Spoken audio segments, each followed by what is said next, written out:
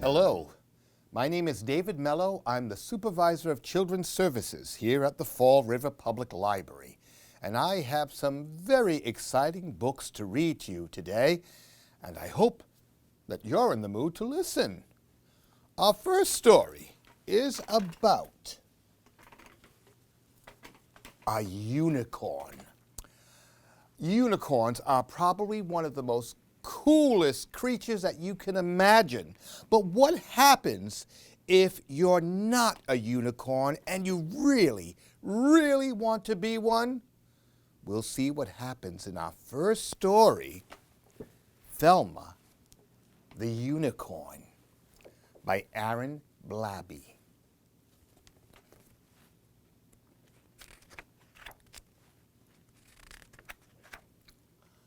Thelma felt a little sad. In fact, she felt forlorn. You see, she wished with all her heart to be a unicorn. And look at her just dreaming away at the clouds. Her best friend's name was Otis. He liked her quite a lot. He said, "You're perfect as you are." But Thelma said, "I'm not." And that was when she saw it. A carrot on the ground. It gave her such a great idea. She squealed and jumped around. She took that simple carrot and she tied it to her nose. I'll say that I'm a unicorn. It might just work. Who knows? Do you think it's going to work? Let's find out. Well, as she did, a truck drove by. The driver rubbed his eyes. "Good grief! Is that a unicorn?" he shrieked in great surprise. As Thelma watched the swerving truck, it very nearly hit her. Would you believe that truck was filled with nice pink paint and glitter? Oh, can you see what's happening here? Oh, Thelma looked amazing. She was a unicorn. "I'm special now," she cried out loud. And so a star was born.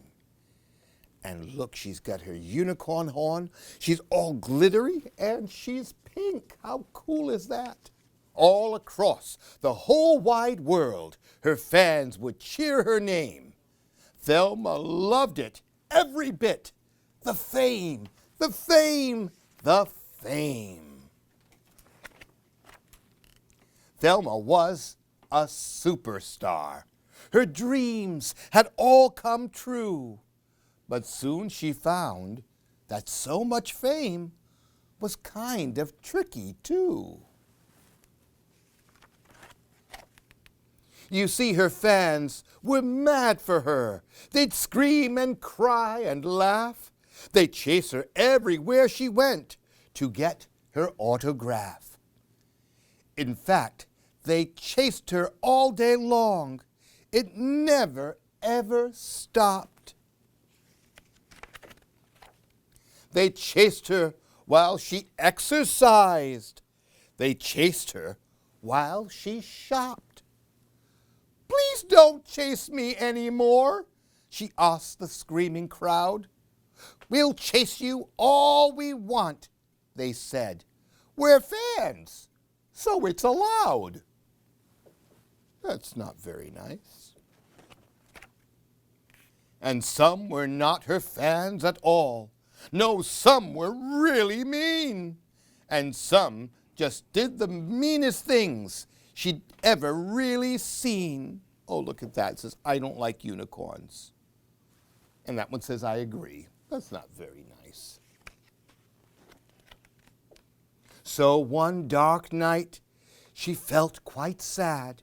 This famous little pony, she said, "I thought that I'd feel great, but all I feel is lonely." And look, there's a picture of Otis. I think she misses him. And so with that, she changed her mind, this lonely unicorn. She cleaned off all her sparkles, and she ditched her magic horn. And then she walked right past the crowd. They didn't even notice. She thought how nice that it would be to see her lovely Otis. And when he asked about her trip beneath their favorite tree, she simply said, "Oh, it was fun, but I'd rather just be me." And so Thelma had her little bit of fame as a unicorn, but I think she likes being herself best of all. And that's Thelma the unicorn. In this book, we'll see what happens when a llama destroys the world. And it's called Llama Destroys the World by Jonathan Stutzman. I'm afraid to open up this book.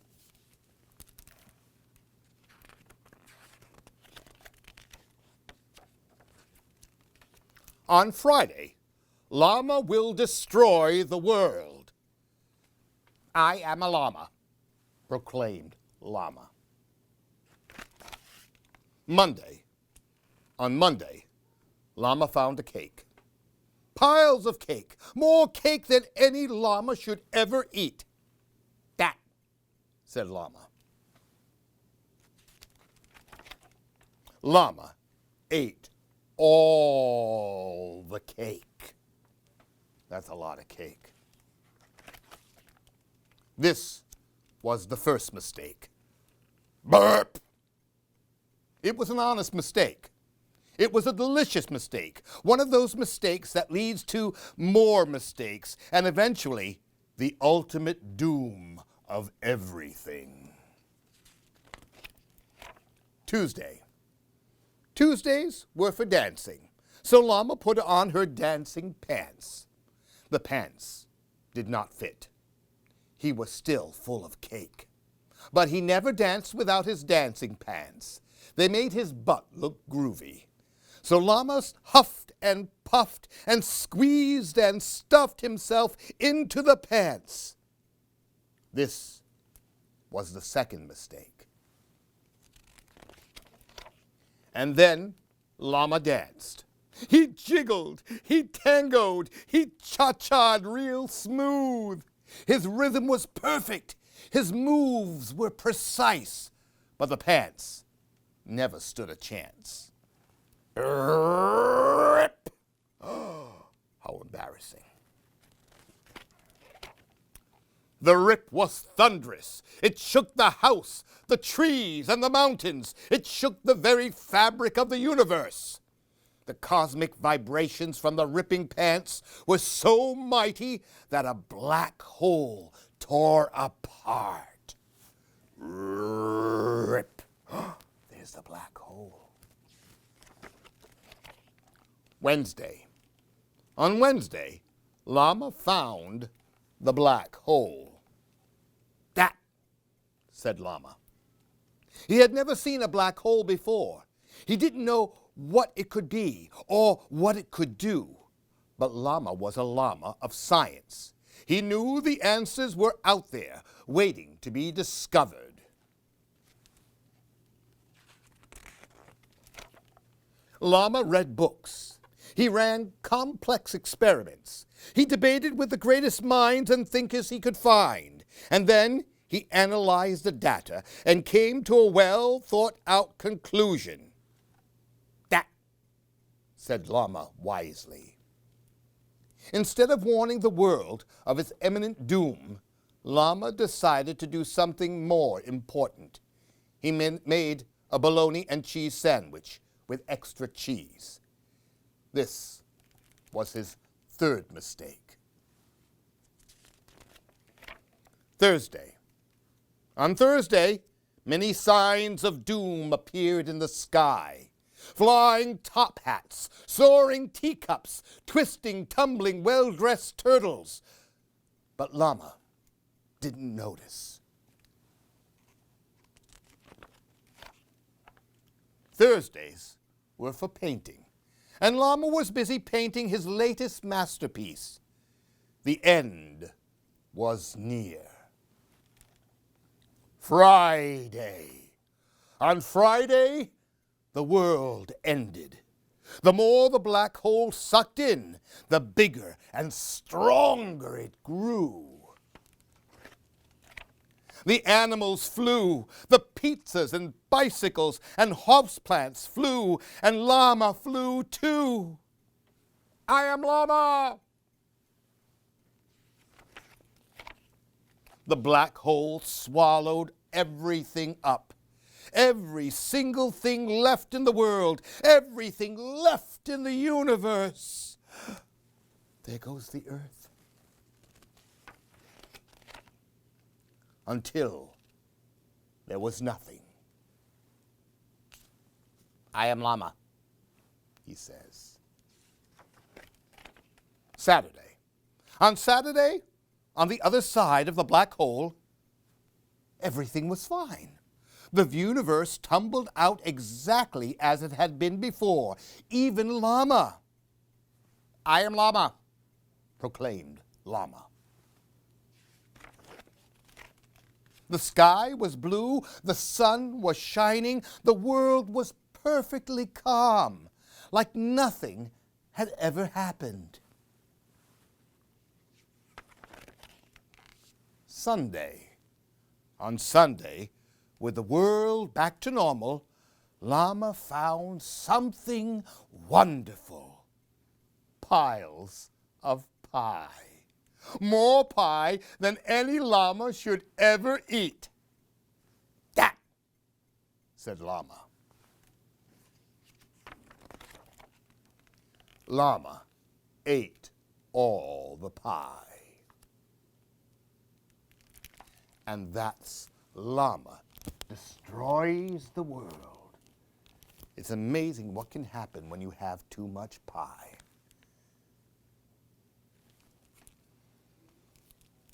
Our next book is called Hats Are Not for Cats. Now, if Dr. Seuss were here, he would have something to say about that, I'm sure. But Jacqueline K. Rayner has her own ideas in this story.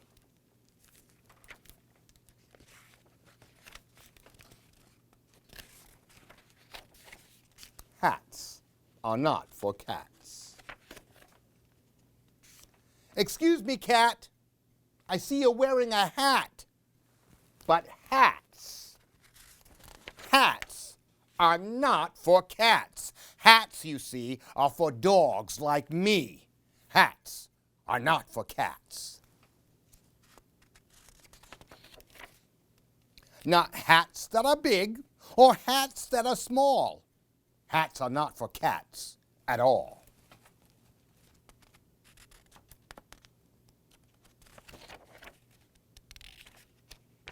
Not pink or stripy or polka dot. Dogs wear hats and cats do not.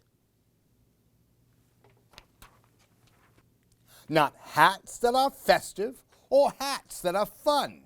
Not hats that are cold or hats for the sun. Not hats that are fussy or hats that are frilly. Not hats that are serious or hats that are silly. Not fine hats or flapper, not dashing or dapper, not pirate or party, not odd hats or arty. Not hats from Tasmania or Transylvania, not hats from Peru or Timbuktu. Hats are not for cats. He's very emphatic about that. Oh, look, and he's holding up that chart once again. Hats are for dogs, but not for cats. Hats! Exclaims the cat. Are for cats. He's got his own ideas.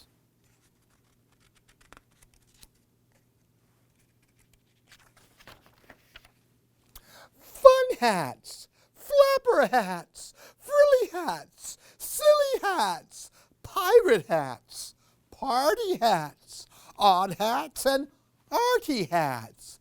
Hats for the cold and hats for the sun. And look, that cat really put that dog in his place, didn't he?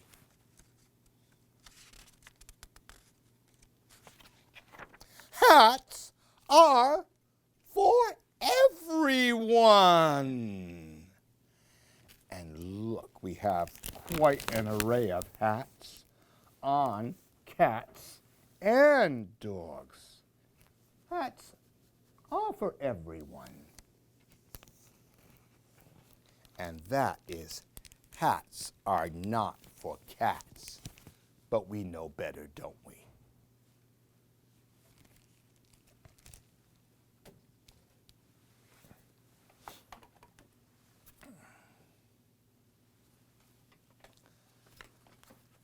How many of you have built a snowman this winter? Well, we haven't had much in the way of snow yet. But if you want to build a snowman, you need one very important ingredient. You need snow, first of all, and a few other things like some carrots and some hats and some branches. We'll see what happens in this story. It's called Snowman's Magic Hat.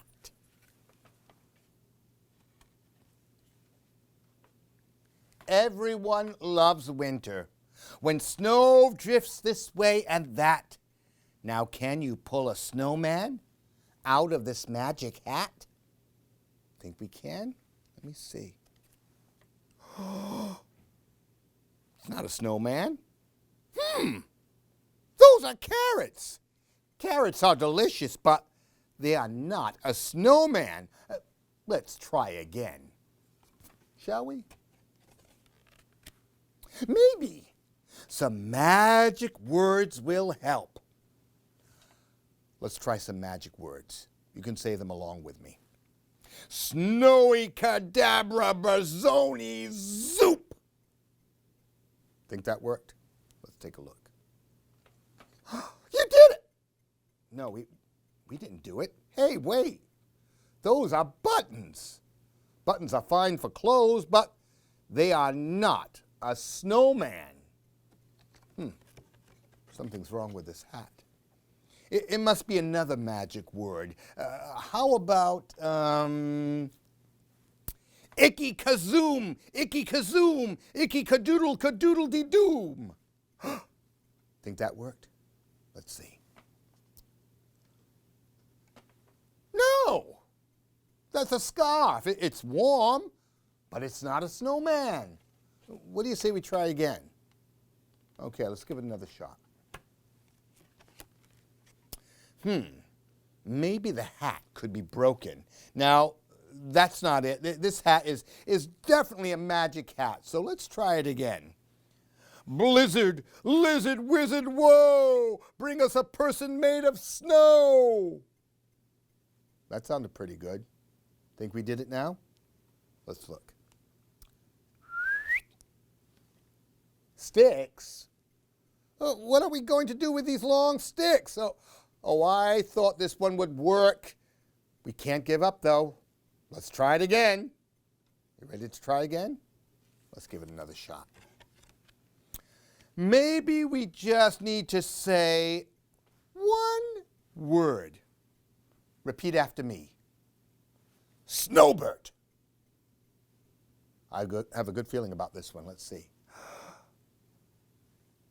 3 pieces of coal? That's not exactly what I was going for, but I have an idea.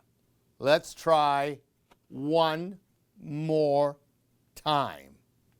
Are you guys willing? I am. Let's give it one more shot. It's time to put everything back into the hat and say all the magic words together. You ready? Snowy cadabra, brazoni zoop, icky kazam, icky kazoo, icky kadoodly doodly doo, blizzard lizard wizard woa, bring us a person made of snow. Snowbird. Shall we take a look? Ta-da!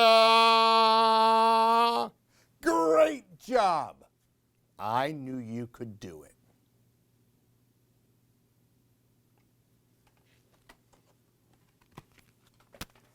And that's our story time for today. If you enjoy these stories, these wonderful books, we have plenty more of them here at the Fall River Public Library. I would love to see you come down and pay us a visit and check out some of these wonderful picture books.